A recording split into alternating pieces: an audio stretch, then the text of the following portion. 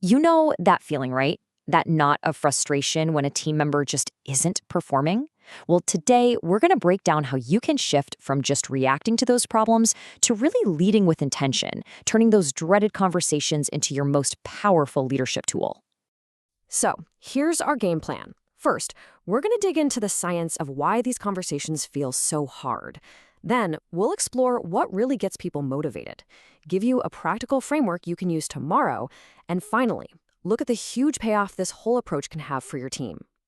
Okay, let's get right to the heart of it. What is actually going on in our brains that makes us want to put off, addressing underperformance? I mean, if you've ever felt that pit in your stomach just before you have to talk to someone about their work, you are definitely not alone. It turns out that feeling isn't just in your head, it's a very, very real biological response. It actually has a name. It's called an amygdala hijack. Basically, your brain's fear center sees the potential conflict as a threat, and it takes over. This is exactly why you might worry your frustration is leaking into your voice. Your rational brain is literally being sidelined by a primal stress response. And this can so quickly become a powerful, really hard to break habit. The cue is seeing the problem. The routine is putting off the talk. And the reward? A little hit of temporary relief. But each time you do that, your brain reinforces avoidance, making it even harder to act next time. The side effect of all this avoidance is something researchers call surface acting. It's that feeling of having to put on a positive face when inside you're actually worried or frustrated.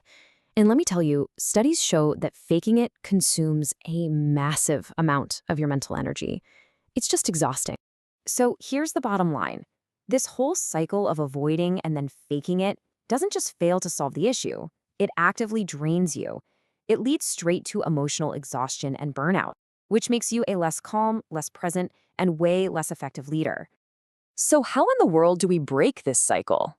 Well, we have to shift our focus from reacting to the problem to proactively coaching the person. And that all starts with understanding what truly motivates people on a really deep level. There's this incredibly powerful framework called self-determination theory, or SDT. And this isn't just some fluffy idea, it's backed by over 650,000 research citations. It says that real, lasting motivation isn't about carrots and sticks, it's about satisfying 3 core universal psychological needs. So need number 1 is autonomy. This is that fundamental desire we all have to feel in control of our own work, to have a say in how we do things, and to make choices that matter. It is the exact opposite of being micromanaged. Number 2 is competence. Everybody wants to feel like they're good at their job, right? We want to feel like we're growing and learning and getting better. It's that amazing feeling of mastering a challenge and seeing your own progress. And the third one is relatedness.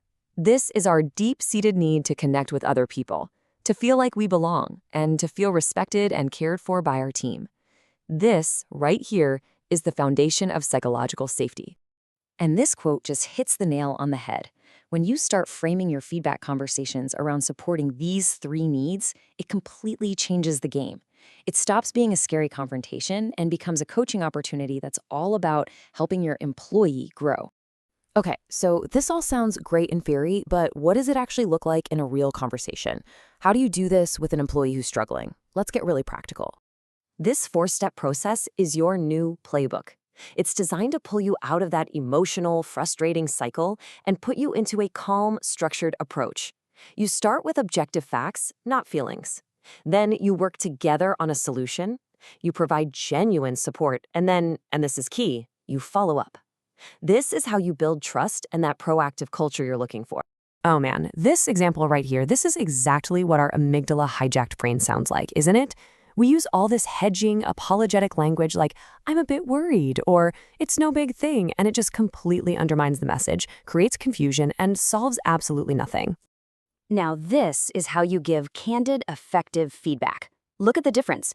You swap out those vague, emotional phrases with specific, objective language. Instead of saying, make more effort, you say, let's set a clear target of X by Y date. This gives total clarity and focuses the conversation on solutions, not on blame. So what happens when you consistently ditch that avoidance loop and start using this intentional, needs-supportive approach?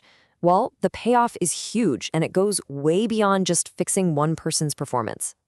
And this isn't just theory. There was a case study with a national healthcare provider, and when they trained their managers in these strategies, the organization saw a 50% reduction in turnover intention. Think about that. Half the people who were thinking about leaving decided to stay. And the data across the board is just so compelling. Companies that lean into this see these incredible results: a 58% jump in retention, a 64% boost in loyalty, and an unbelievable 83% drop in team burnout. You just can't get this level of performance in a culture that's built on fear.